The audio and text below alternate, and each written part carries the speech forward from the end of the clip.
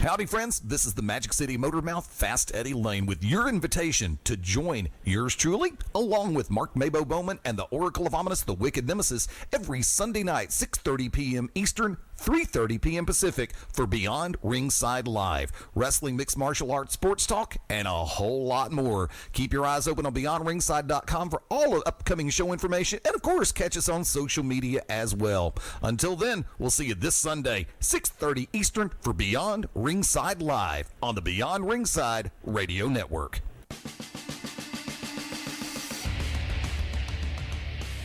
Welcome to the original rock and wrestling radio show. Welcome to Beyond Ringside, your source for wrestling, MMA, and boxing in the Southeast. To contact the Ringside Roundtable of Beyond Ringside, email them at beyondringside@gmail.com.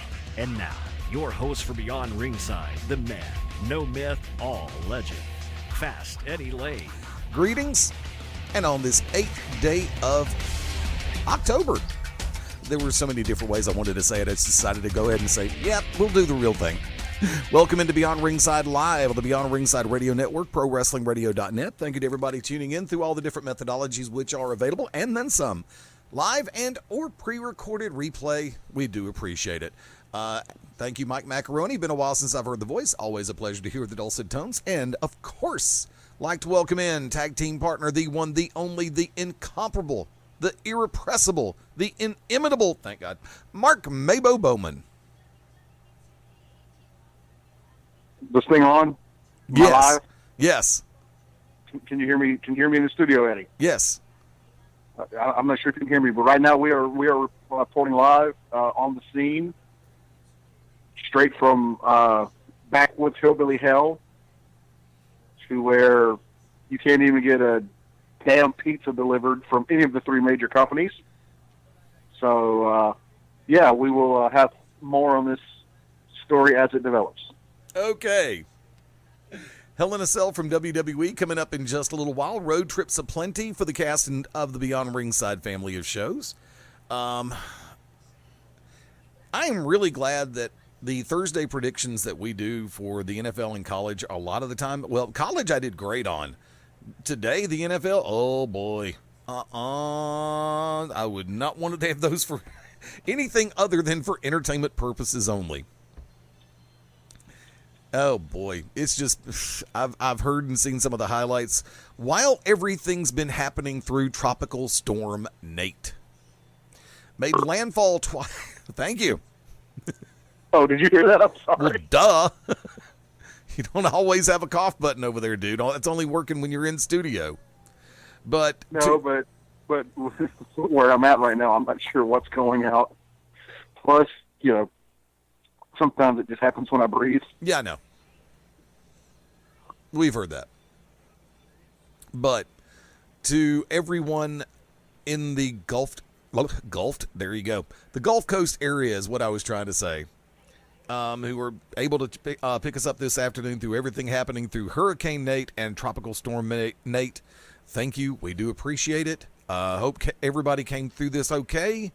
I know that we've got some minor flooding on the Gulf Coast. We've got trees down, buildings down, power outages, different things going on. I know there were a couple of tornadoes touched down inside the state of Alabama last night. And fortunately, it looks like everything has moved out of our centralized area up into Tennessee and Georgia by this point in time. This escalated quickly and ended almost as quickly, kind of like a good first date. Because, a bad first date just has a tendency to go on forever, right, MaBo? I wouldn't know. I haven't dated or been with anybody in close to a decade, Eddie. Thanks for bringing that up, you jerk. I wasn't bringing anything up. I just thought you could concur that it was like a good first date as opposed to a bad first date. I figured your memory was still that. No. It's I'm done. This is Bush League. I'm going back to Utica, New York. I was the anchor there for 6 weeks, I'll have you know. I thought you were going to Sellersville, Pennsylvania. Oh, no, I will say this, though, at least, unlike here, sweet little Edgar Excellence, he knows not to bring up touchy subjects such as dating. So, moving on to bigger and better things, Eddie. Okay. I wish you the best in your future endeavors. Well, I would rather not, but, Do you really, kind of like WWE, do you think I'd really future endeavor you live on air? Actually, yes, you would, just for the ratings pop. Oh, okay. No, that would be the night that I fired the station that nobody ever lets me forget.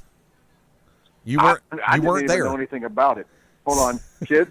This sound right here coming up, me eating a strawberry sugar wafer. Yes, I'm one of those few people who sadly enjoy strawberry sugar wafers. Okay. Matter of fact, let's go ahead and make a reference to it. Next Saturday night, to be exact, as MaBo gets pinged to hell and back right now. Either that or he's in a submersible going down another 10 feet. No, if somebody would just go down, life wouldn't be so bad. All right, then. Saturday night, October the 14th, Forest Lodge VFW, located at 2118 Old Bethlehem Pike, Sellersville, Pennsylvania. My tag team partner, Mark MaBo Bowman, will be appearing courtesy of Excellence Professional Wrestling. Looking forward to your return up there, right, MaBo? Oh, it's gonna be awesome. It's gonna be amazing. Like I said, at least somebody appreciates me. But yeah, we're going up there for scenes from a memory. It would be myself and a small contingent from the state of Alabama and parts of Georgia. We'll be going up there, and once again, giving the gift of the South to those in the Northeast. Although, I don't know if I would call what I give would be the gift. It's like saying herpes is a gift. I was going to say the clap. Huh? Yeah, the clap. No, because at least Scotty Riggs made the clap popular. Do-doom-doom. I need to bring the sound bites up. That's all I'm going to say. I'm going to go ahead and get those ready to go in a minute. I'd held off because I was doing show prep for a change. That's why this is going to be an excruciatingly short show this afternoon. I actually did show prep. And other than major catastrophes, there's not that much to talk about. Which, of course, does lead us back to Hell in a Cell in just a moment. You make a reference to the contingent from Alabama, of course, a longtime friend of the family and colleague, Cabana Man Dan, going to be making that trip up there, and he's going to be going one-on-one with Clutch Adams. What can you tell me about Clutch Adams? I can tell you that, first of all, I didn't know you'd already went ahead and pulled up the card. You jerk. I said show prep, didn't I? I hate it when you show prep. I can't coast. Dang it. No, actually, Clutch Adams, one of the mainstays, I want to say. I have seen his name bandied about several times. In Excellence and in other places. I can tell you right now, Clutch Adams, I like him. He's got a look about him that I would not be surprised, given, I don't know, not much time, that I would not be surprised.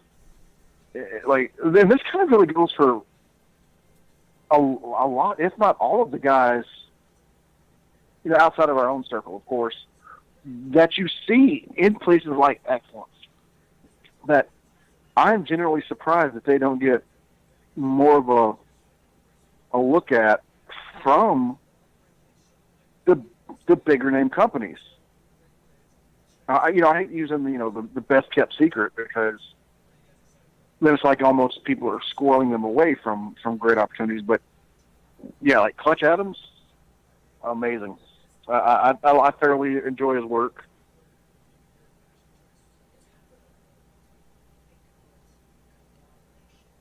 Eddie? Yes. You sounded like There was a finish to that sentence. I didn't know that was the end of the sentence. I'm sorry.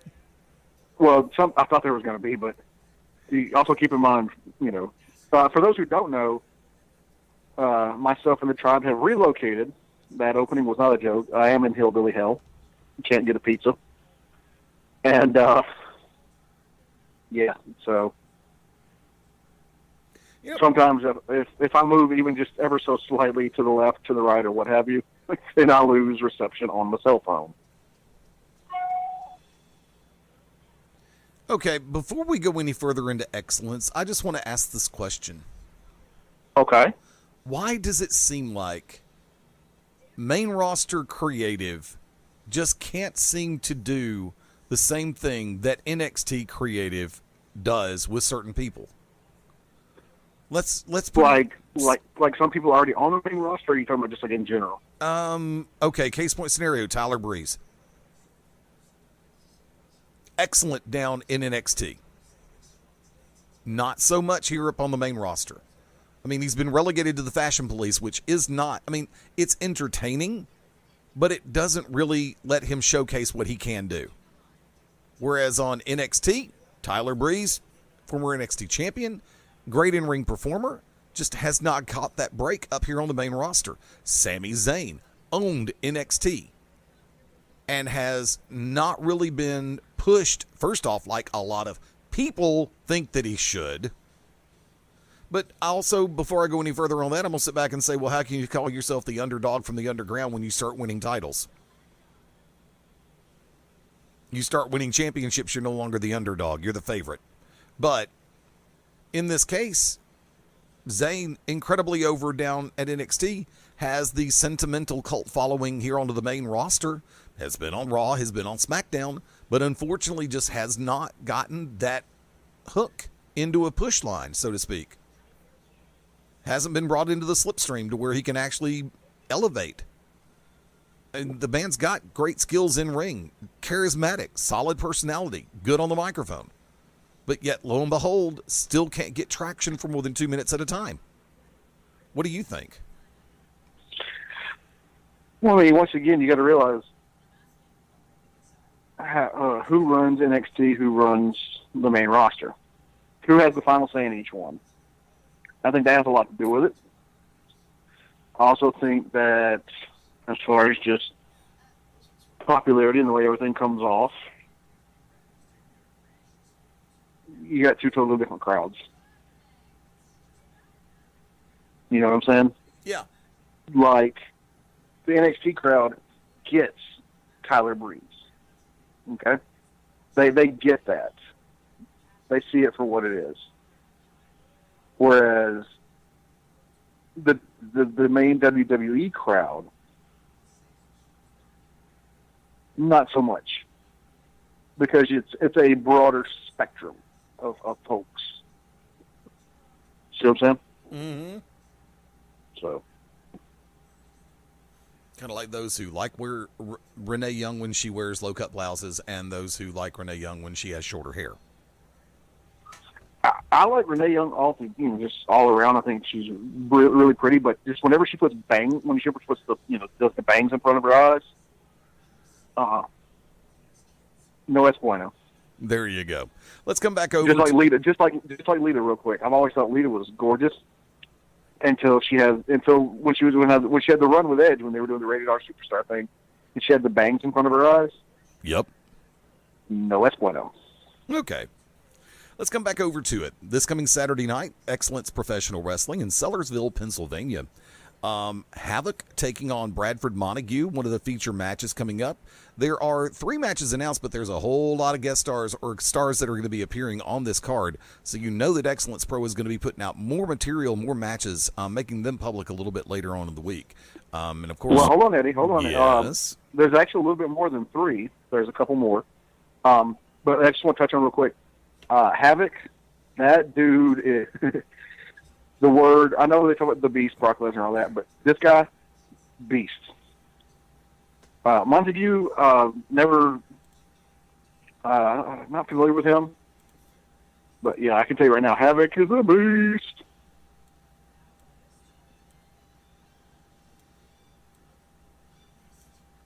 Period. Okay. Yes.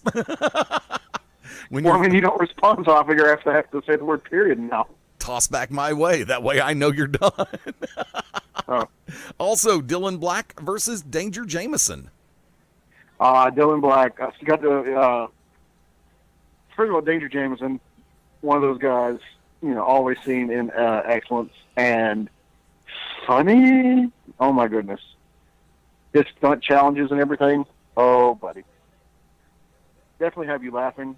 Had a opportunity to briefly speak with him when we were up in there back in August. August. Was it August? Yeah. But yes, and then Dylan Black. Once again, they the phrase "you wouldn't want to meet him in a dark alley." Right. He falls under that category. Oh, there you go. You just look at dude and you're just like, boy. And back to you. Also, tag team action as Donnie Primetime and Britt Jackson take on Manny Martinez and Frank McCabe. Now, of course, we're all familiar with Donnie Primetime and the featured attraction, Britt Jackson. Local guys. So, and plus, we're not talking about Britt Jackson. The jerk. Mr. Sleepyhead. But that's another story for another day. But no, I love Donnie, I love Britt. Those guys are awesome. Manny Martinez. Do you want to talk about a guy who, I guess you could say utility player, because I don't really know how you would apply utility player into the world of professional wrestling. But you want to talk about somebody who can work. We're going to pull back the curtains here, kids. You want to talk about a guy who can work heel, babyface, single, tag team, whatever. Manny Martinez. Dude kind of rocks a cholo gimmick. I like I said, this guy, when Edgar Excellence was, out picking talent, and, I guess him being a cat, he just kind of knows because cats have those instincts about people. True. But he definitely picked well with Manny. And that's, like I said, that's not dissuading Frank at all. That is not dissuading Frank at all. But, yeah. I tell you right now, that Manny Martinez is a definite utility player. But Eddie, there's so much more than the matches that you just said. And if you would please take it on over. So you said you covered Cluck Adams, CMD, correct? Yes. Dylan Black, Danger Jameson. Let's see, because recently added Havoc and Bradford Montague, as well as Primetime and Jackson versus Martinez and McCabe. We've also got coming up, and I'm looking forward to this one. Good friend of mine, and from the great state of Alabama here. Lights, Camera, and Action will be taking on everyone's favorite because he's all surf and no turf. He will be taking on Hermit Crab. Because, first of all, Hermit Crab is too salty. So there you go. Let's see, who else we got coming in? There was a 6-man announced. So I'm trying to get everything here. I know that one team is Halla Wicked, Eric Silva, and Zombie Dragon. Yes. And you have the other team? Well, first of all, Zombie Dragon, Eric Silva, they wrestle here in Alabama, over in Georgia, and across the Southeast. And putting them in there with a malevolent, it's like, no pun intended, wicked ring general like Halla Wicked. I mean, this guy is... There's a reason why he's been a mainstay in independent wrestling over the past, I would say, God, at least a decade. He's just got so much. You know what I'm saying? Yeah. I mean, he's a multi-time Chikara Grand Champion. Trainer at the Wrestle Factory. I mean, but and then put the Ghost Eric Silva and Zombie Dragon with him is amazing. The other team is MC Hardbody, who I had the pleasure of meeting at Pandemonium.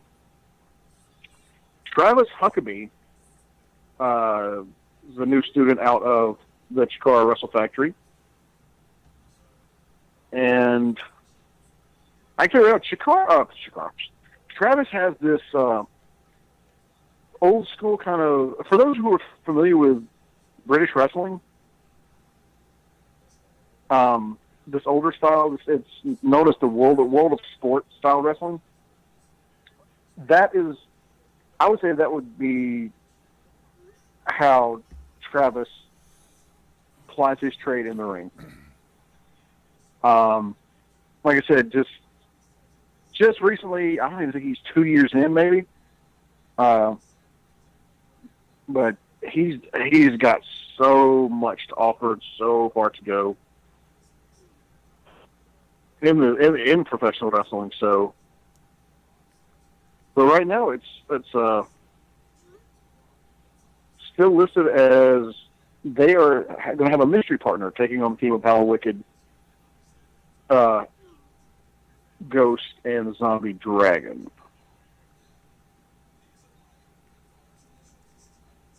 So, Well, like I said, I'm still trying to.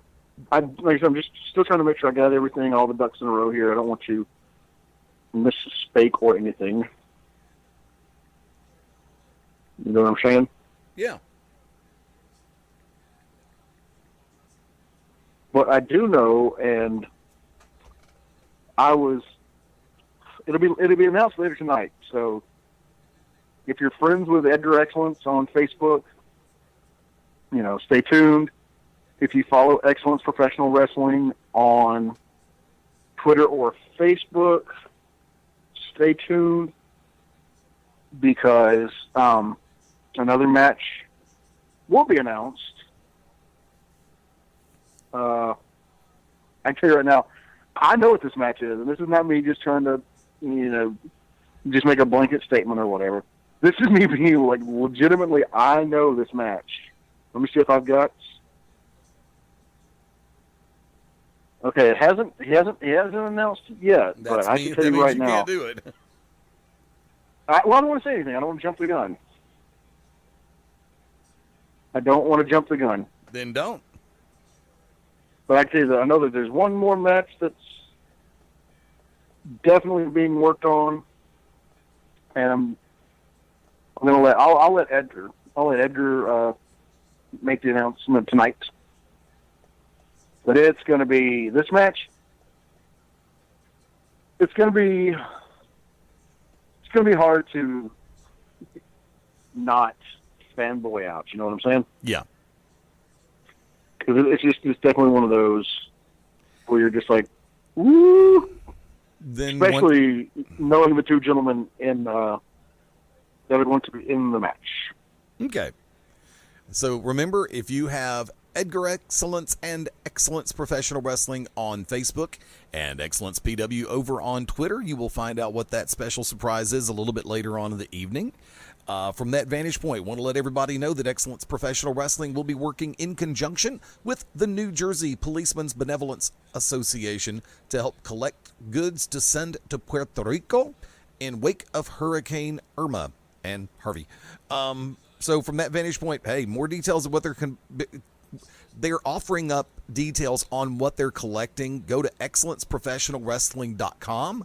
Look for the link on the events page, and it will take you directly to what they're doing. Real quick, ticket prices, front row seating, if they are still available, which I highly doubt they are, but if there are any left, they're $20 each. General admission seating is $15. Oh, that's it. I did know the third in the tag match. I did know the third. I just wanted to make sure that it wasn't crazy. Okay. It will be teaming up with Travis Huckabee and MC Hardbody is going to be O'Shea Edwards. Okay. I believe out of the Atlanta area, and he wrestles over here in Alabama. Yeah, because for those of us in the southeastern U.S. who managed to make it up to the Scenic City Invitational, O'Shea Edwards was actually part of Team HIAC that took on the Carnies on the second night of the Scenic City Invitational. Yep. And of course, I know Sal the Pug is going to be there so far. He is still Buck Gunderson, Grant Akuma. Still, just tons more. So I had a little bit of dust there on my iPad. I know. I told Edgar I'd try to put this card over like bacon wrapped mozzarella sticks, and I'm putting it over like Hydrox or not Oreo knockoffs. So, like I said, this moving and everything, getting upset, still kind of got me a little rattled here. So. And once again, that is going to be next Saturday night, October the 14th in Sellersville, Pennsylvania for Excellence Professional Wrestling. Want to remind everybody, the time is also drawing near. Saturday night, November 18. Hickson, Tennessee is going to be the place. Hickson High School, 5705 Middle Valley Road for the Scenic City Trios Tournament. 8 trios. Yes. I'm sorry. I was half talking, half kind of swallow hiccup. But I was going to say, yes, that's, once again, so when it was announced, when we were down there a couple months ago, totally looking forward to it. Oh, yeah. And for those who missed it, a few days ago, the front office of SCT, actually decided to reveal the 8th and final team. And it is going to be the... I would like to hear the first and continued teams.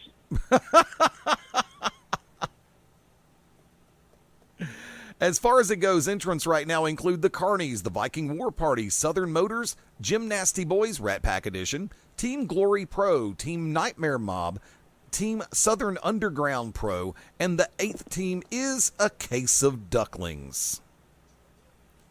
A Case of Ducklings? Ethan Case and the Ugly Ducklings. You just figured it out. Well, we know what team I'm pulling for. Just on the name alone. There you go. Well, it's a case of ducklings, not a case of guinea pigs. Hey, it wouldn't be a case of guinea pigs. It would be a tribe of guinea pigs. There you go.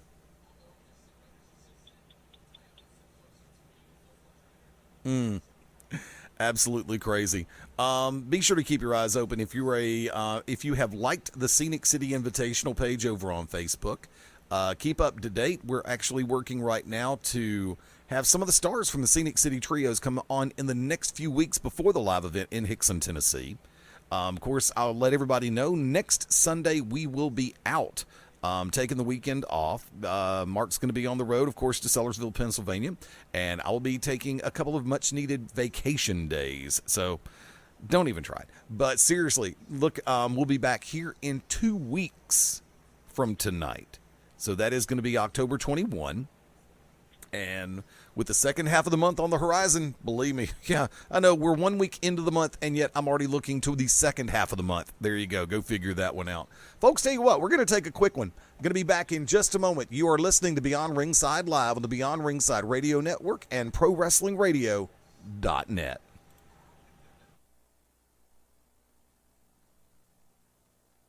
This is Dr. Tom Pritchard, and if you want to listen to the best in professional wrestling, get locked in to Beyond Ringside. When planning your next party or special event, insist on the best. Full Range Entertainment is a professional entertainment company providing a full range of services. From professional disc jockeys and MCs to catering and photography, when the details of your special day must be perfect, call us first. Wedding receptions, corporate parties, school functions, birthday celebrations, and more. We also have Birmingham's largest selection of karaoke tracks available. With over 40 years combined experience, Full Range Entertainment can provide you with the talent and professionalism you need and deserve to make your next event one you'll never forget. For more information on the full range of services we offer, call 533-HITS. That's 533-HITS. Or check us out on our website at fullrangeentertainment.com.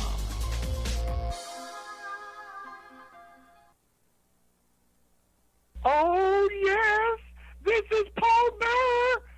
Some people call me Percy Pringle III. You're locked in to Beyond Ringside.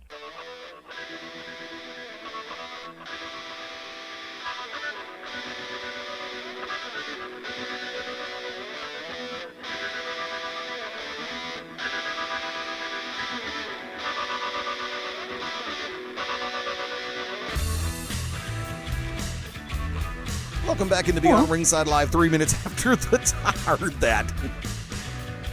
No, I accidentally dropped the chocolate strawberry wafers.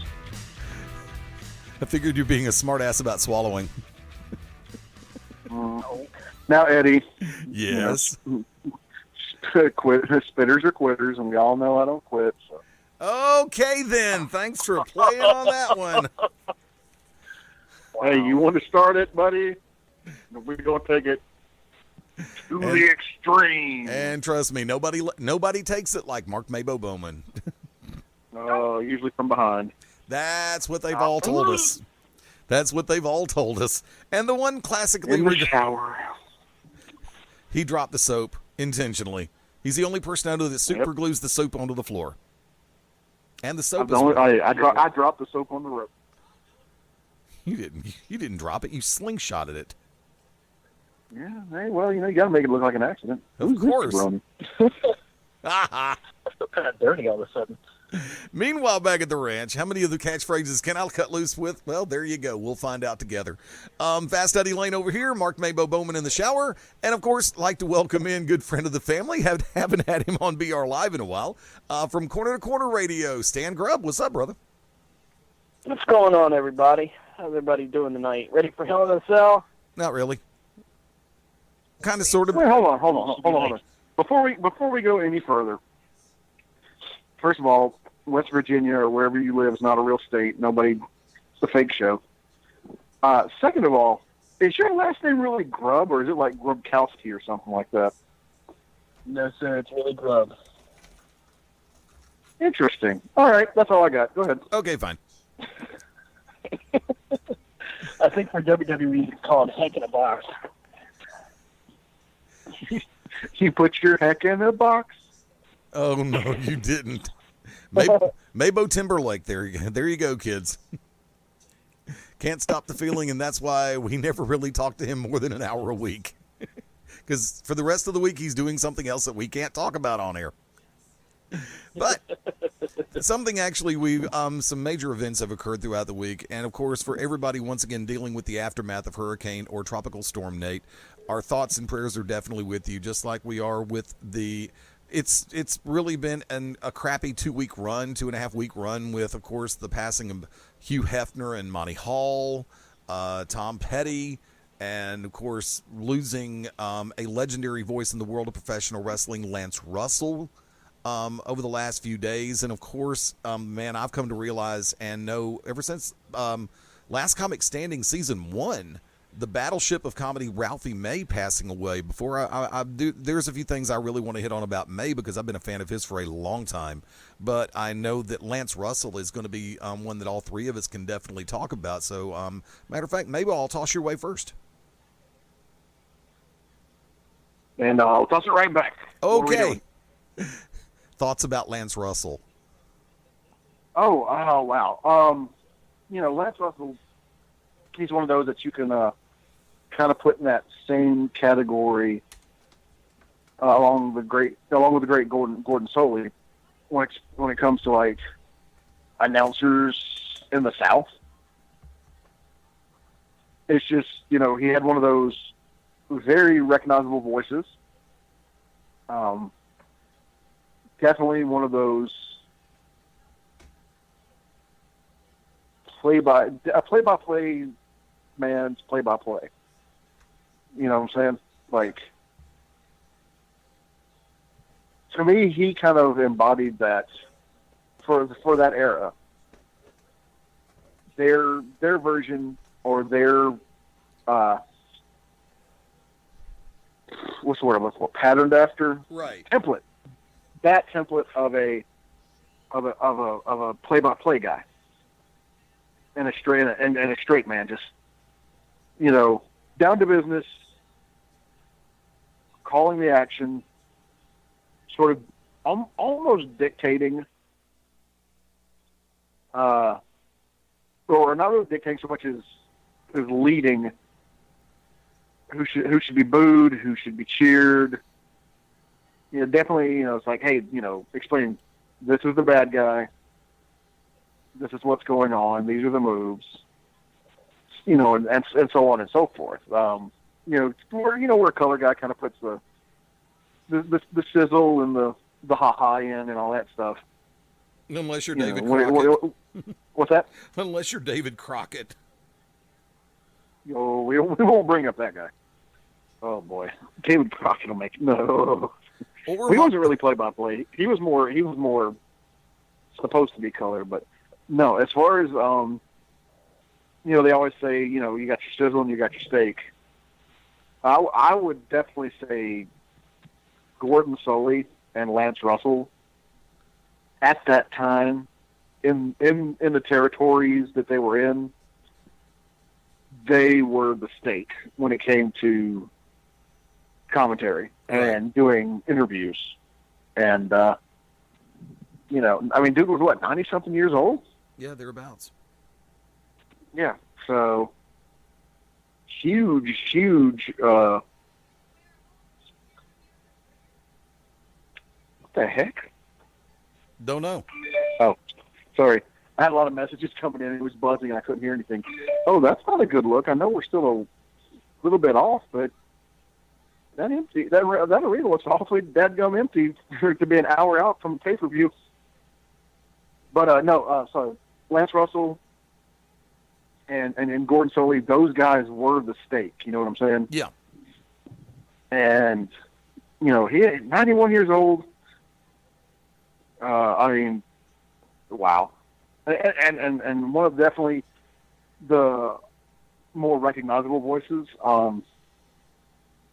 easily top 10 play-by-play guys so far throughout pro wrestling history.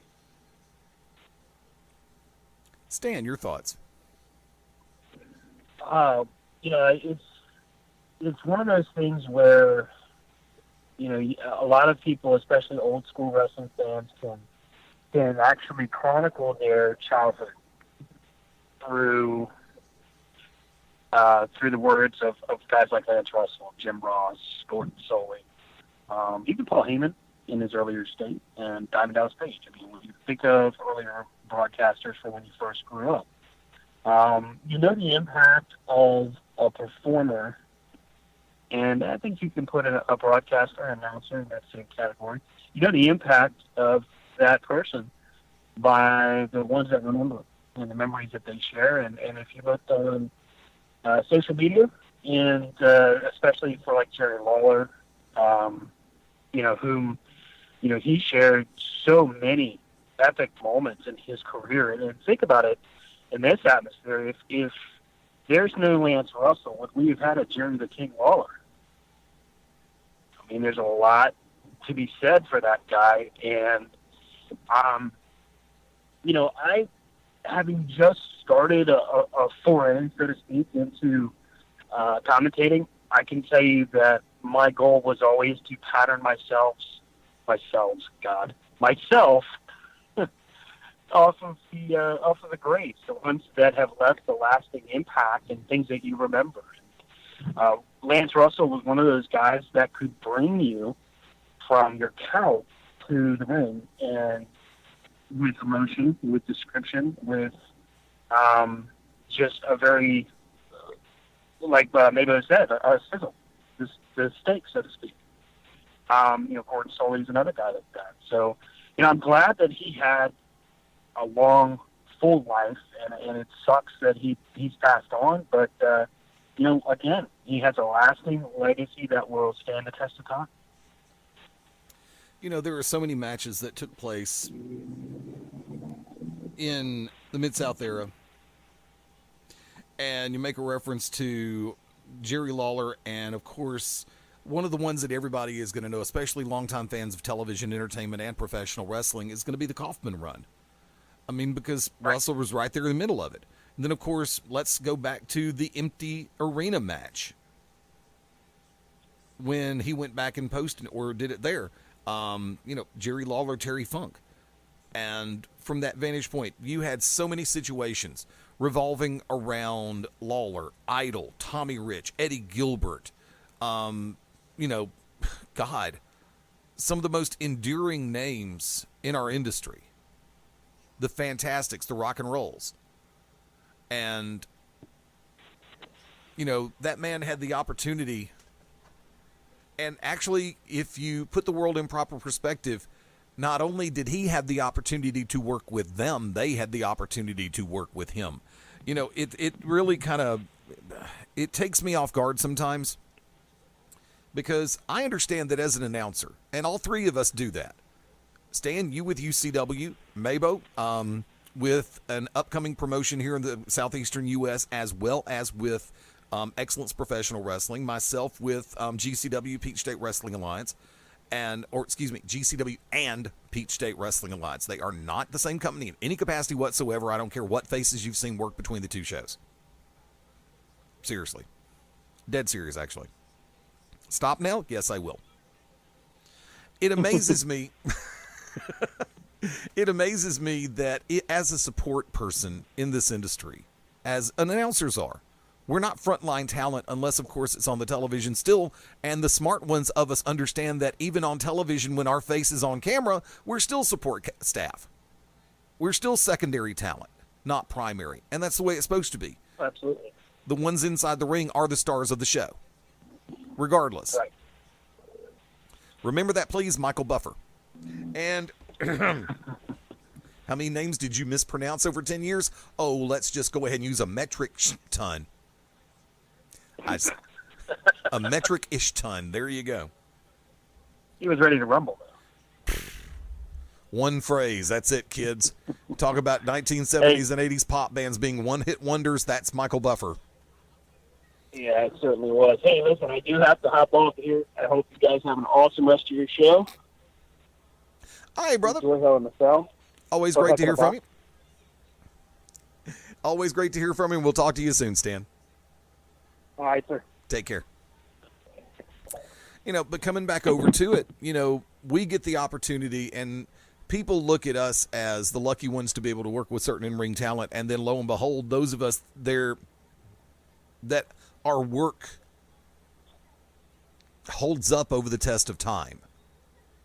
And it's a shame that in later years or posthumously that in-ring talent will graciously say something to the effect of, oh, I had the privilege of working with such and such on so many different shows. How come you never say that when they're alive and kicking?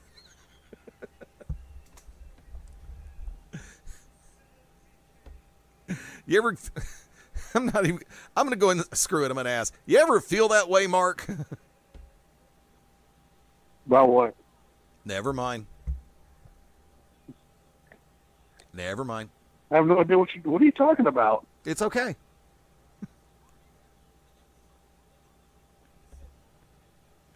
Let's go and take About working with people who died? No. I want to be included. What happened? It's okay. Let's go No, and it's not. Yes, it is. I want to be included. No. You I'm were going to be right. a millennial I'm going to be a millennial for a second. First of all, please let me know if there's any trigger warnings. Second of all, I must be included in everything because that's how my parents raised me, and I damn well better get a trophy for this no matter how well I do it. Okay, I'll send you a trophy at 6:30 when we're done. Speaking of the Hell in a Cell kickoff show with Renee Young now with short hair all over again. Shelton Benjamin, Chad Gable taking on Zack Ryder and Mojo Rawley. Your pick to win. You know what? I'm almost dropping that bomb.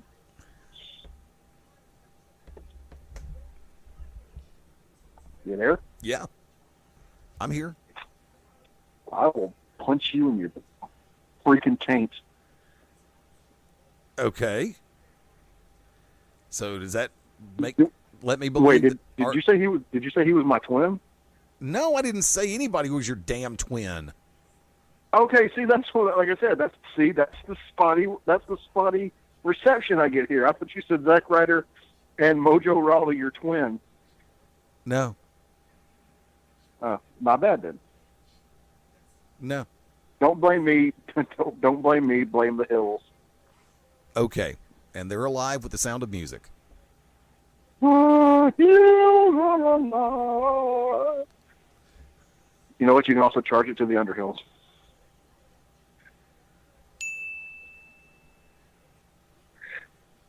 Fletch reference. I know. That's why our online. Look, you might, Eddie, you might be because you were born in 1912 and you were alive for it, but some of these people might not. So, wasn't 1912, it was 1913. Hold on, let's go to the judge. See, right answer. I don't even know what that was. What? But anyway, so kickoff show. Yes. Aiden English. Aiden English, first of all, very underrated. Very, very, very underrated. Yes. And he's also married and making the relations with Shaul Guerrero, who is super, super fine. Yes. So, your prediction for the match: Gable Benjamin versus the Hype Bros. I'm going to say the New Age World's Greatest Tag Team, because you can tell that they're about to do something with the Hype Bros, split them up. I think this is the night that Zack Ryder turns. And you know what? That's all well and good because, well, no, not really, because the minute they do and they break up, that means they're going to strap a rocket to Mojo's special needs ass and shoot him to the moon. Can't stand Mojo Rawley. The man who in no way, shape, form, or fashion is Mark MaBo Bowman's twin. Exactly. But who knows? We might get this might be the beginning of a disgruntled stable or something with Zack Ryder, Dolph Ziggler, and a couple of others. That could be possible. That is conceivably possible all the way across the board. Why is this not working the way it's supposed to? Had this undying urge to go open up the chat room and see if everything's okay over there, and I really hope it is. But, you talk about the pre-show, and, we'll get to your predictions in a second, but, I'll vamp while you work on that. We get the return of the Fashion Files, and maybe after 6 months, we will finally figure out who attacked Breezango. Good idea. Let's find this out for a change. Well, I think originally it was supposed to be Authors of Pain, but I know that they've got something coming up in the November NXT Takeover, which I know they filmed. I don't know if that episode has been released, but it seems WWE might be on a bit of a NWA WCW kick here coming up in the next month or so. Yeah, let's go ahead and bring that up. We can always come back to Hell in a Cell. We've already talked about the match that is scheduled to be... But real quick, your predictions. I already said... David Furnham and... I already said Gable and Benjamin, because tonight's the night that I think Zack Ryder turns. Poor Zack Ryder. I know. 38 minutes in that arena looks abysmal. I think he and I know, right? I think he and Kurt Hawkins should reunite and be the Major Broskies. That would work. I have a question for hashtag Ask Charlotte. How much is it going to cost to get that thing removed from her chin? And second of all, does she find life? Oh, I'm going to get heat for this. Does she find life different? Nope, not going to say it. Nope. Nope, don't say it. I'll say it. Nope, I'll say it. Does she find life? Does she find life different now as Charlotte, but back before when she was David Flair? Oh, that was so bad. I was going to use another name, but I was like, no, I'm not going to say it. No, don't. I'm glad you didn't. No. No. No, no. No. But sort of the WCW NWA revival coming up here, which hashtag the revival would be, or F the revival, would fit in nicely in this situation, but Dawson out being hurt. Can we please get them both back and keep them both healthy for a damn year? Well, you know what? The Elite keep saying F to revival, and every time they do, one of them gets hurt. So that Bless F does stand for find a hospital. Yep. But yeah, so you want to go ahead and take the Yes. Go ahead. No, I thought you said do I want you to take it? Yes, I do. No, I'm saying would you? What does it do you? As in you? Oh, you realize our timing is just pure crap this week. It's the weather. Yeah, that too. It has been announced, and if the word holds true, there's two different schools of thought going on around who is going to be participating in this and in what capacity. That on NXT TakeOver Houston, they will be utilizing and reviving War Games, a match that is Okay, I thought we were going to go in the other direction, but go ahead. no Starcade's in a minute. Okay. From that vantage point, you know, I hold War Games in very high regard because when Dusty came up with the match and put everything together, I thought it was a beautifully executed match. You had the consummate blow-off, yet at the same time you had a perfect building block for the future. And you had something that was built in for the rematch. You could almost do a best 2 out of 3. But in this case, Dusty, Nikita, blah, blah, blah, all won in their respective War Games. The protagonists, good guys, baby faces, whatever. But by the same token, in no capacity whatsoever, in War Games 1 or War Games 2, did the Horsemen look weak? Yeah, what MaBo just said. What did I say? You burped. No, I didn't. Sorry, there was something on my screen. I had to blow it off so I could read. Okay. But I mean, go ahead. No, I go do ahead. want to You're good. Go definitely ahead. tack on to what you're saying. I was at the end of a sentence. Go ahead. And that's the thing is a lot of people think that the War Games 1 and War Games 2, and definitely War Games 1. Hold on, got a scratch here. They think it was just like a one-time deal, or not like a one-time deal, but just like a one-time event that they recorded. No, the War Games, if I remember correctly, was part of the Great American Bash tour. Yes. Which means they did it. Yet we only saw the first one, or we saw the one that they wanted us to see. But they actually had multiple War Game matches throughout that summer. It was around summer, right? I believe it was War Games 1 and War Games 2. The first one kicked off the series in the Omni, and the last one was in the Orange Bowl. No, but what I'm saying, though, is like, they had multiple ones throughout that tour. If I'm not mistaken. I have to go back and watch my History of War Games DVD. Okay. Or actually, no, I got the Blu-ray. But yeah, I want to say that they did, like, through the entire tour, they did War Games matches. But, you know how I feel. War Games is in my top 5 favorite gimmick matches of all time, along with the Royal Rumble.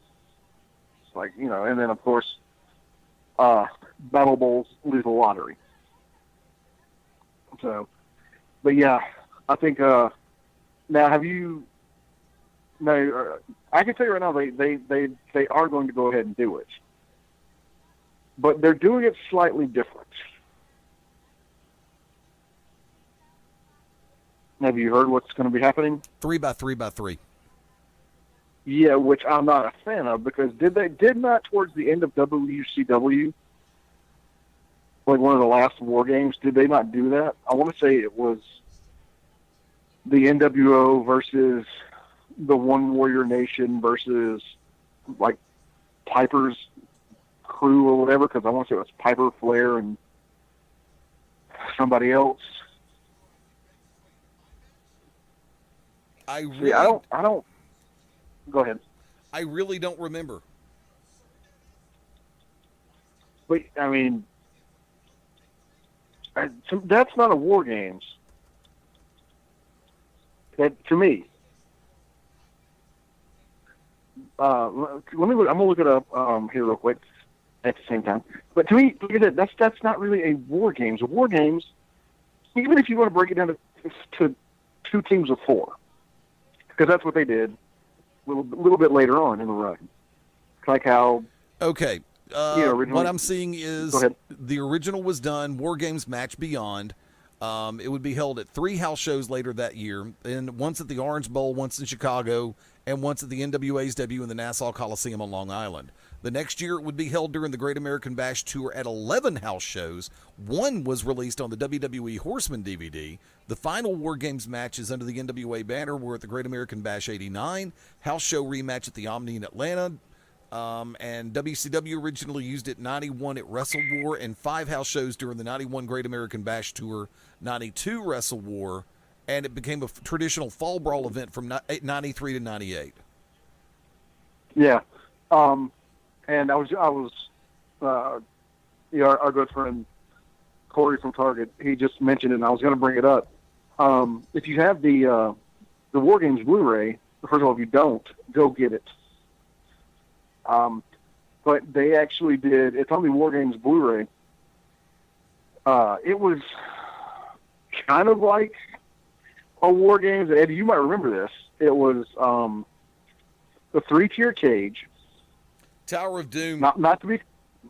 Yes, it was the Tower of Doom. Not to be confused with the one that was used in Ready to Rumble and then the subsequent pay-per-view where David Arquette won, or however that happened. But yeah, the one where it was Precious was at the bottom cage, and it was Jimmy Garvin's team taking on Kevin Sullivan's team. Right, I remember that. So, yeah, well, that's what I'm saying. We do, but there might be a little bit. That's why I encourage them to go out and get this Blu-ray. It was, you can't really pass it off as a War Games match because it really wasn't. So, that's what I'm saying is, to me, a War Games is either a 5-on-5 or a 4-on-4. I mean, WWE, WFE did the same thing with Survivor Series, because remember the first 2 years or so, it was teams of 5 strive to survive, and then they knocked it down to teams of 4, which, that's fine. I dig it, whatever. But, after that, man, you don't want to. It's like when you build the perfect burger, you don't want to put too much on it. You know what I'm saying? Yeah. So when you start to jack it up, you want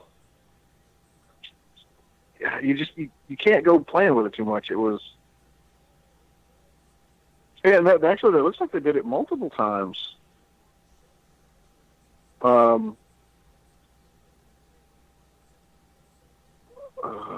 trying to figure it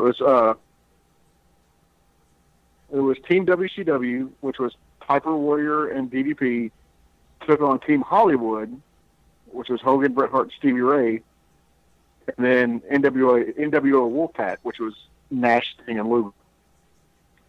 See, when you throw in three teams of 3, that's just no. When was this? This was Fall Brawl 98. And then they did in September, or on a Nitro in 2000, they did Team Russo, and they defeated, which was Nash, Jarrett, Steiner, and the Harris Brothers, and they defeated Sting, Goldberg, Booker T, and Chronic. But this was in the triple cage structure, once again. But yeah, when you're talking about the old NWA, WCW one cage, two rings. They did the 3-team, which I don't like. I don't like it. I've never seen the Fall Brawl 98 version of that. It was the one where, if you remember, Piper was going around. If I remember correctly, Piper was holding like tryouts for Tough Men or something, and he had these other guys booked, and then he had like guys I'd never seen before, and then he when Warrior and DDP kind of popped up there, he kind of was like, "Hey guys," because one of them was like a judo expert, one of them was like a boxer. He was like, "You know what? I appreciate it, but we're going to go with these guys." So I don't know what they were trying to do. But yeah. And once again, that's the one. Sorry, go ahead. That War Games match will take place under the banner of WWE for the first time ever at NXT TakeOver Houston. Yep. And like I said, it's Sanity being Alexander Wolf, Eric Young, and Killian Dane taking on the Undisputed Era, which is, for those who haven't been following, Adam Cole. Say it, Eddie. No. Say it. No. Bebe, Bobby Fish and Kyle O'Reilly, and then kind of an unusual pairing here, the Authors of Pain and Roderick Strong. So, okay, I don't know what you're trying to do, but nobody can hear it. So, but yeah, that's, to me, you can put it in the one long cage with the two rings, and I guarantee you, they're not even going to do two rings for this. I bet you anything, I bet you WWE does not do the two rings with the cage. That's what makes it a War Games. Right. Just like if you're going to do a Battle Bowl Lethal Lottery, you kind of got to have the two rings. You know, that you can toy with a little bit, you know. Like, you can kind of maybe get away with having one ring, but... Are you through? Are you done? I disagree. Yeah. I disagree. Look, well, I said you can kind of toy around with the idea of, but the original rules though for a Battle Bowl Lethal Lottery, you know, you randomly pick tag teams, and then you're in one ring, and then everybody gets tossed into the other ring, and then homeboy in one ring chills, and then he faces the winner, or he faces the guy in the other ring that survives, and then you go from there. Right. But you could kind of modify that, I guess. But how are you going to sit there and have a quote-unquote War Games in a cage with just one ring and 9 guys? Because that was the brilliance of the other one, is there was a cage door on either side. You know? So. Right. See, I'm still trying to figure out, even though it was the triple cage, I really can't stand the concept of somebody winning by leaving the cage. Really? No. Wrong answer. Well, remember, that's what kind of WWF, when they put their own spin of it on it back during the Big Blue era, Big Blue Steel Cage era, it was door. Broke up. You still there? Yep. It was the Big Blue Cage era. It was over the top or through the door. And, of course, a little bit later on, I believe in the great month of November, WWE will be exercising its right of ownership and utilizing the name Starrcade for a live event. Yeah, but that's the thing. It's just going to be a glorified house show. It's not going to be on the network.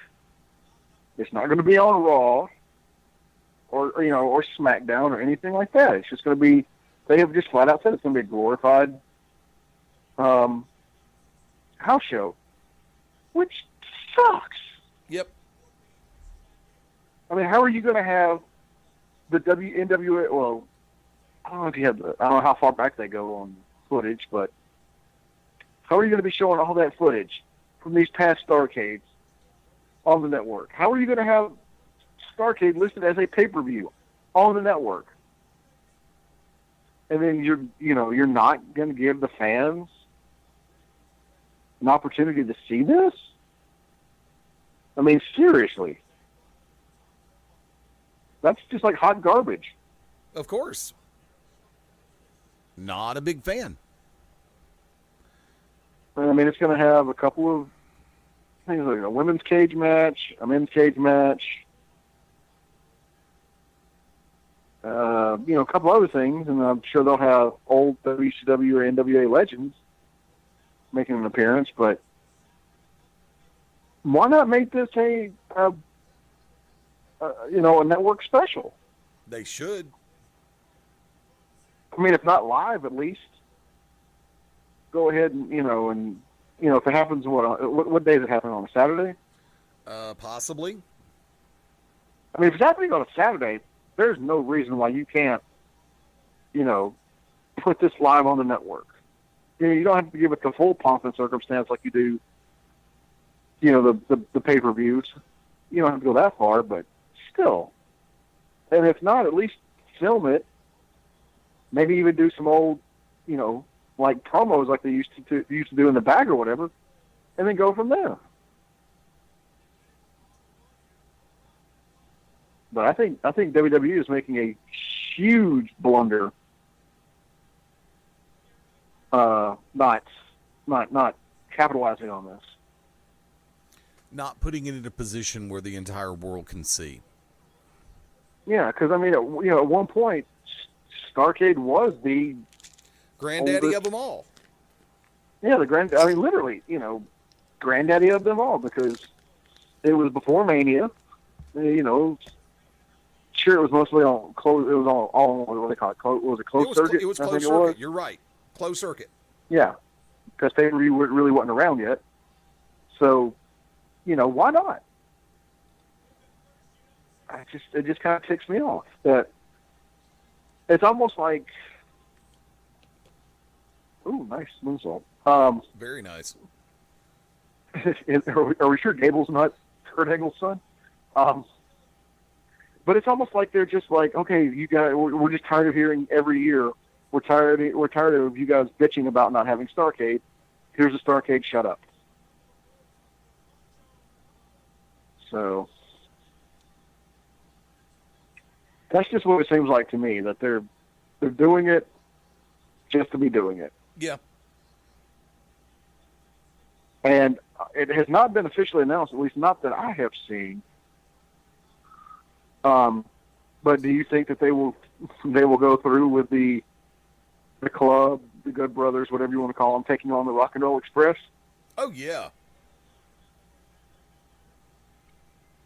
Because see, like something like that, I would want to see on the network.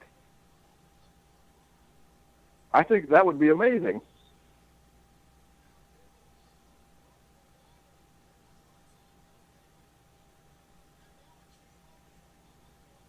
Raleigh in the You know what I'm balance. Yeah, I do. But only time will tell. We still have time. It's going to be in the month of November. We'll see how things work out. Yeah, and that's the other thing. They couldn't save us for December. Yeah, I know. Now they want to call that season's beatings. But coming back over to Hell in a Cell. What? Well, I was going to say Starcade, traditionally was in December, right? No, Thanksgiving weekend. Majority. No. It was in November. You sure? It was November. I thought like the majority of its time in WCW, it was their December event. They floated back and forth, but I remember it being a November event too. Because I was going to say, have November for Survivor Series, have Starcade in December. But what do I know? I'm just a schmuck. Never said that. Oh, I know. I did. I said it. From 1983 to 1987, Starrcade was produced by Jim Crockett Promotions, the dominant promotion of the NWA, and aired on Thanksgiving Day. Yeah, but once they got away from Crockett and went to Turner, I think they moved to December. Well, WWE decided to offer up Survivor Series on Thanksgiving night, and they decided to demand exclusivity from cable providers on carriage of the event. Starrcade moved to December the following year, 88, and was held around Christmas Day, mostly in the days following and beginning in 1988.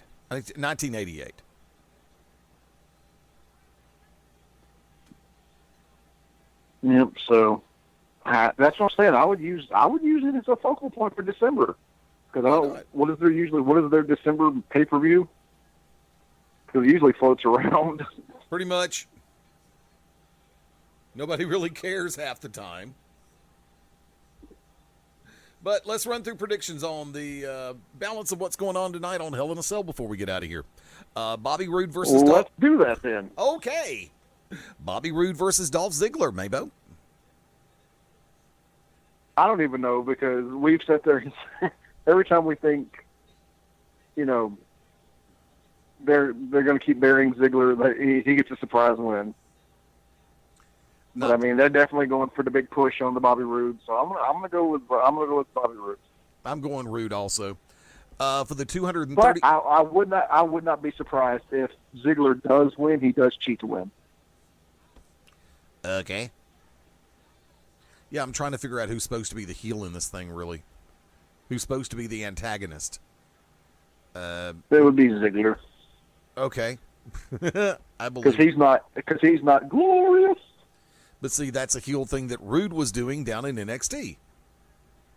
Man, no, it wasn't, because Gargano and Ciampa got that song over by doing those little videos. For the 237th time this week alone, Randy Orton versus Rusev. Bowman? I don't even know anymore. I don't even care, to be honest with you. I know, by the way, just coming in, Corey is taking Rude.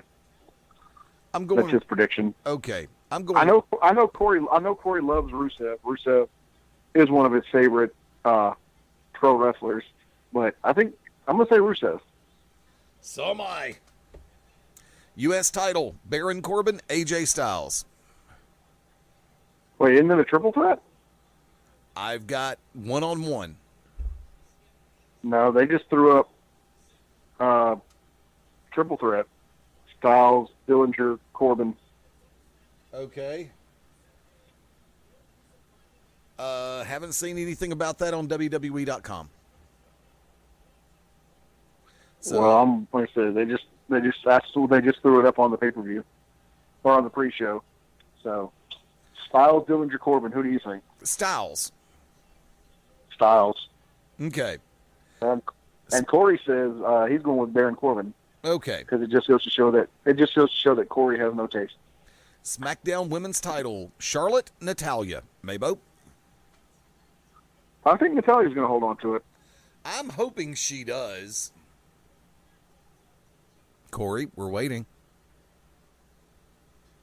Yeah, Corey, you want to be part of the show instead of calling in. You just want to go through Facebook Messenger. Hey, well, while we went on Corey's answer, of course, I have told you before that he is welcome to call in for prediction rounds. he knows it, but he's getting ready. We'll go into the details later what he's doing. So. Okay. WWE title: Shinsuke Nakamura, Jinder Mahal. I got Jinder. Well, hold on. You're going to skip over the tag match? It's coming up. Why not save the main event for the main event? MaBo. Anyway, Corey says Natalya. Okay.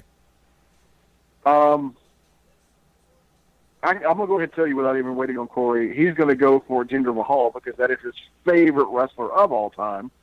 He loves Jinder Mahal. He has every Jinder Mahal action figure. And he's saying, please, Lord, let Shinsuke Nakamura win. I'm not trying to downplay Hell in a Cell, but I would think that if they were going to put the belt on Shinsuke, it would be at a larger scale event like the Survivor Series Rumble or Mania. Remember, they have just recently announced the final plans for the tour of India.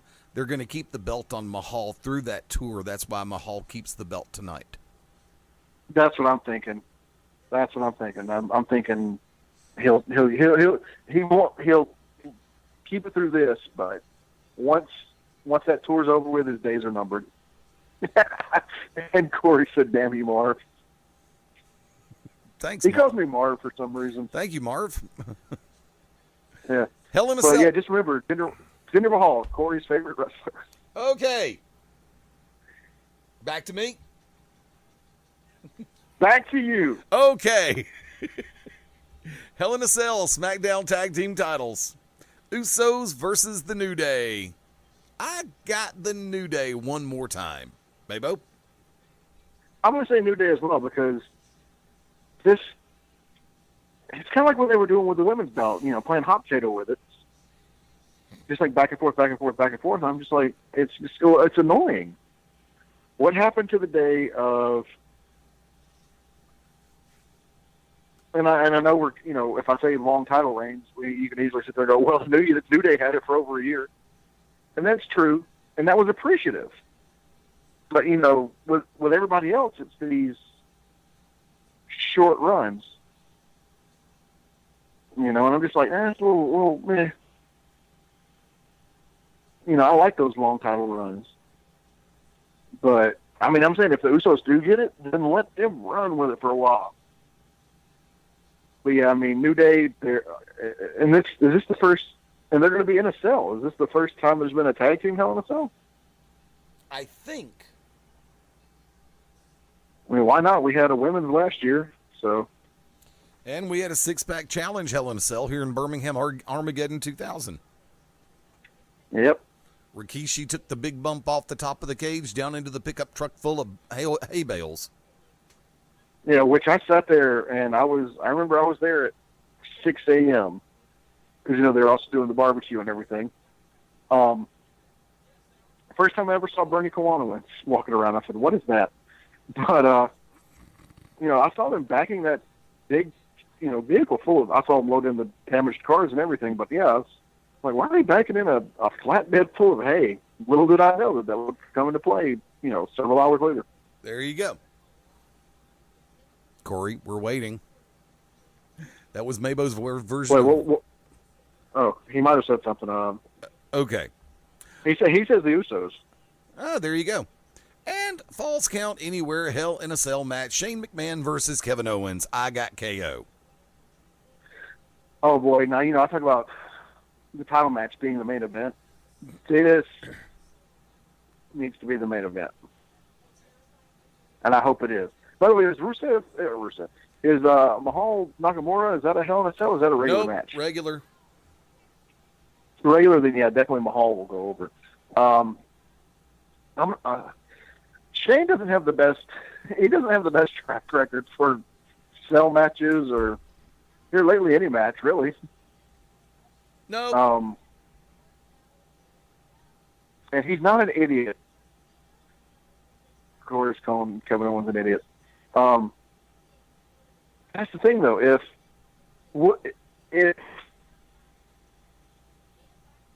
it wouldn't, to Shane, especially with it being a Falls Count Anywhere, and I guess pretty much an anything goes match, it wouldn't hurt him, would it? In your opinion, would it hurt him?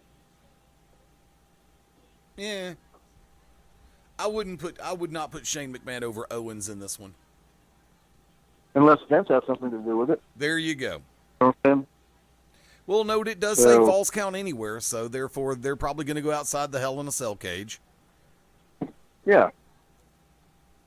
So, there's too many factors to where it would say that Owens could lose. But that's what I'm saying. If you had Taker lose to Shane, it wouldn't make any sense. Nope. But I think Owens, with all the trickery and the chicanery, that he could conceivably lose to Shane, and I don't think it would affect him because that's how strong he is. Also, is there anything up for grabs? I don't think so. Like if Owens wins, does Shane have to leave or whatever? I haven't heard that. Oh, okay. Well, I wasn't sure because you never know how they work things out. Very true.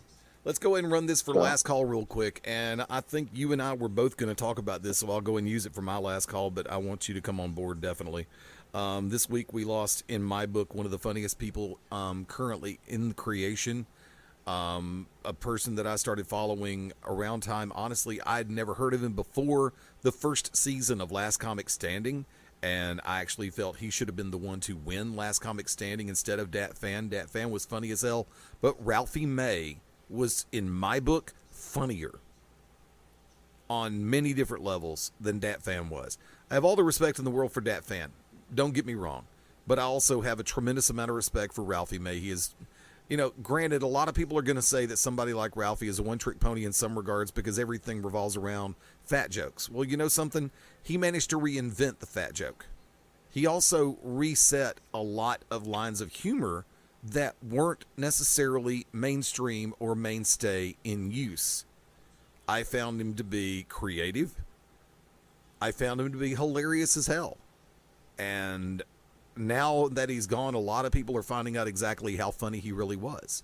And this is the sad part because, once again, it's kind of like I was making a reference to earlier, talking about different people getting the respect that they've tried to earn in various roles. I think from people like me, Ralphie had no problem gaining that respect because he started out funny and continued to be funny. And when he saw that it was starting to get a little bit stale, he reinvented it, brought in new material, and he did a hell of a job. So, I mean, I did not know Ralphie May on a personal level, but I wish I would have. I would have loved to have been able to sit down, talk to him, pick his brain, and just cut up. But in this particular circumstance, I have to sit back and say the world's a little bit darker with the loss of a true comedic light in the world of in the persona of Ralphie May. So to his family, to his circle of friends, my humblest condolences, my hopes for you to be able to find peace in your heart during this time, and just remember that the person to whom you were married, related, and good friends with was a beacon of light that helped a lot of people smile. And in this day and age, we need more people like that. We need more people who are willing to be self-deprecating.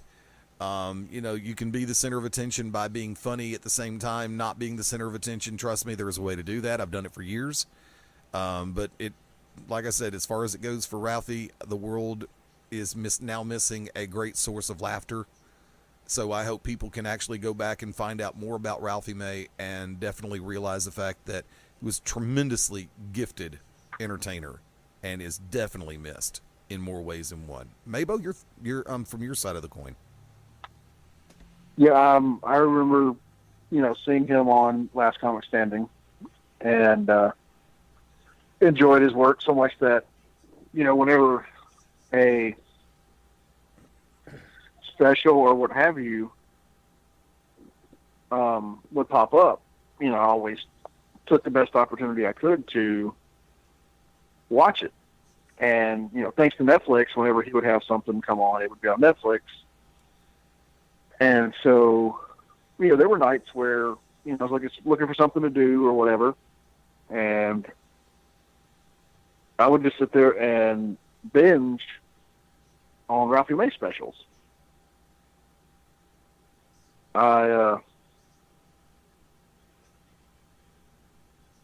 He definitely was one of those that, used his weight as the, majority of his act. But, so did Gabriel Iglesias, so did John Panette, and a few others. I know weight was an issue that Ralphie battled with. And he did, he had lost some weight, which was good. But, yeah, just,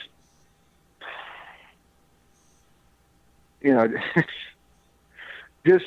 just his, the jokes, but the faces he would pull during the punchlines or what have you. Hilarious. Like, just pulling, faces, and he was more than just fat jokes. Was that the crux of his shtick? Yes. But if that was the nucleus, there was so much more built around it. And, you know, as someone who also has a weight issue, not to the extreme of Ralphie's, but, you know, it's just whenever you hear of somebody of a larger size passing away,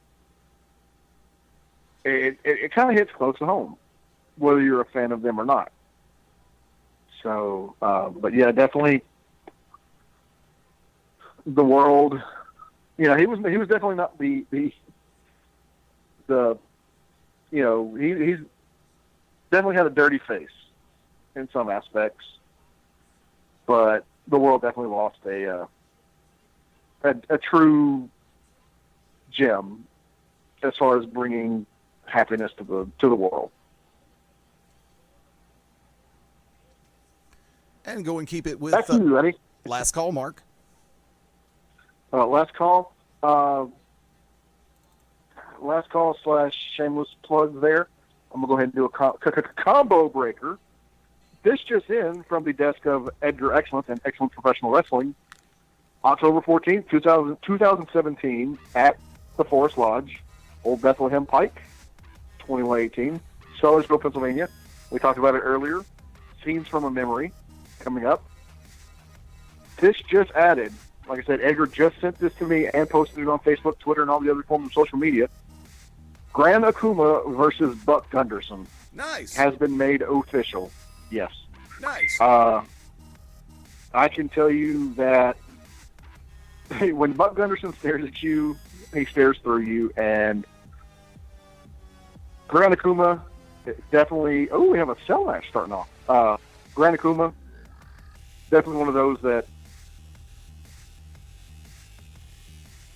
just scares me even more than Buck Gunderson does. So it's going to be interesting.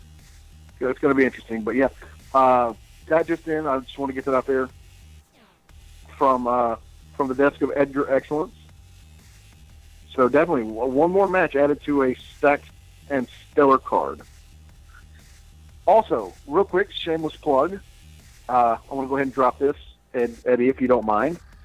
Because from time to time, you and I, whenever we experience a new food eatery, we like to try to put them over best we can on this show, correct? Right. Well, now that I'm in a different location than what I was and can't get a damn pizza delivered,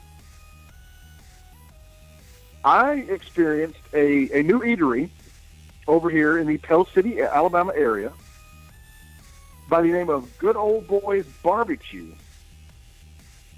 For those of you familiar with the Pell City area, it's at the I believe it's the AOC gas station. It's about a 5 minute or so drive from the Pell City Civic Center. Good Old Boys Barbecue. Eddie, do you like smoked wings? Yes. Then I encourage you, sir. And you know me, I don't put over wings very much. You know, they have to be amazing for me to actually really, really put them over.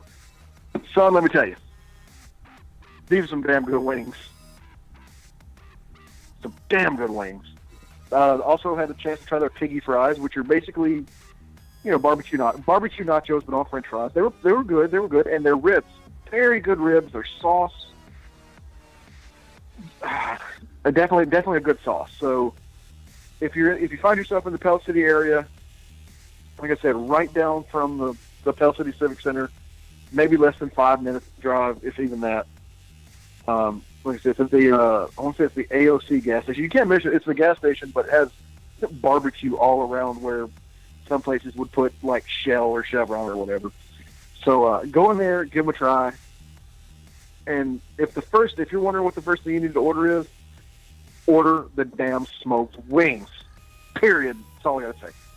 Exactly. What are you laughing at? They're really good. They're really good. No, I have no problem with that. It's like a couple of places I've been to have smoked wings that are really stellar, so it's like I'm glad to find about another place. And what was it called again?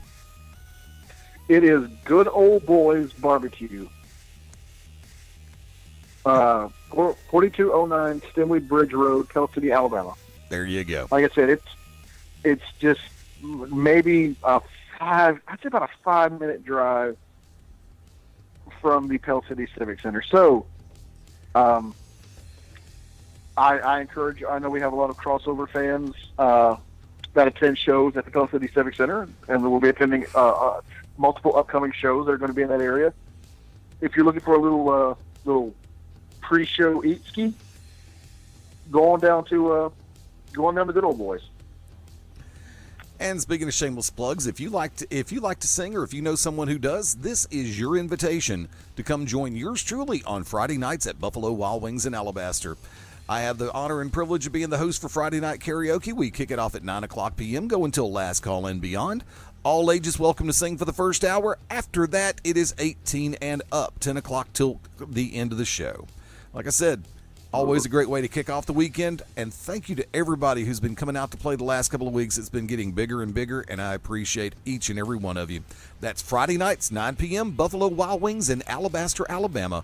Wings, beer, sports, and Friday Night Karaoke. At Beyond Ringside on Twitter, Facebook.com/Beyond Ringside Live, and of course, BeyondRingside.com is home for the station, along with ProWrestlingRadio.net. For me personally, at Fast Eddie Layne on Twitter, follow at your own risk. My home site is FastEddieLayne, LAYNE.com. It's that easy. I'm going to go ahead and call it for the Radio Ranch. At this point in time, Hell in a Cell is kicked off, and we're going to go enjoy the show. We hope you have a great rest of the night. For those listening on the replay and the live side, the Midnight Black Mass returns Monday, October the 9th, 9:30 p.m. Eastern, 8:30 p.m. Central Time. Reverend Dan Wilson, Tank, and Andrew Alexander, an uncensored look at the worlds of wrestling and entertainment. Until next time, Stan Grubb, thank you for calling in. Always a pleasure to talk to you. Wish you could have gone longer. Corner to Corner will be off tonight. They'll be back here on the station in 2 weeks, just like we will. For Mark MaBo Bowman. He disappeared.